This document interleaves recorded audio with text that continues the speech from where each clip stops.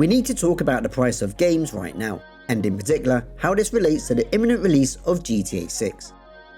With Nintendo selling their child-friendly Switch 2 console for $450, which is way more than the original Switch was when it was released back in 2017, and with them stating that their simple cartoon games will have a starting price of $80, this has sent much of the gaming world into a bit of a meltdown.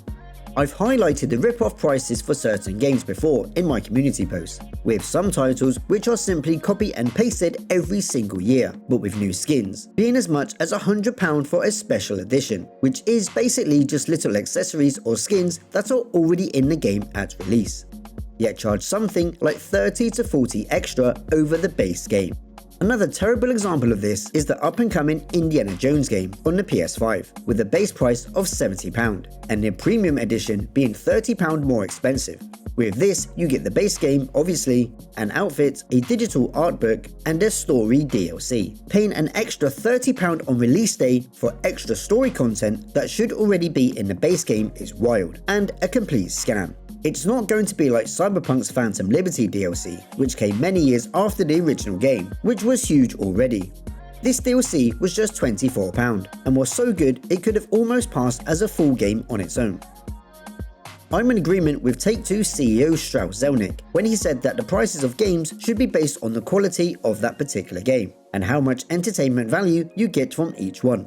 There should not be blanket pricing for all games just because they are games. For example, you would not expect a Ferrari SF90 Stradale to be the same price as a Ford Fiesta, regardless of it being a special edition or not. There's going to be a legitimate reason that Ferrari is going to be much more than the Fiesta. The same applies to games. And that brings me on to GTA 6. The budget for GTA 6 is said to be in the region of $2 billion. This is more than any other game or any other media created.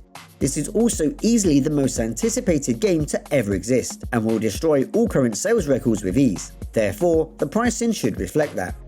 Who in their right mind is going to pay £95 for Monster Energy Supercross 25 when they could get GTA 6 for around the same price or even less? The quality and game value are not the same. These are apples and oranges. The fact that there's still an abundance of people still playing GTA 5 now, some 12 years later, especially when you incorporate the huge success of GTA Online, is definitely high value for money. I've racked up almost 14,000 hours in GTA Online. If I compare that with the money I've spent on the game over the 3 generations of, let's say, £150, this works out to 1p per hour of entertainment. If that's not good value for money, I don't know what is.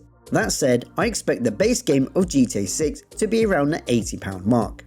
With Rockstar's budget being the $2 billion, this means that they would only need to sell 25 million copies of the game to break even.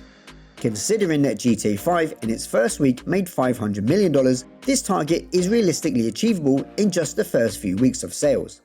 As for any special editions go, these could be around £100 to £120 mark, depending on what extras they throw in, like bonus money, outfits, cars, and even some hardware like maps and figurines are a possibility.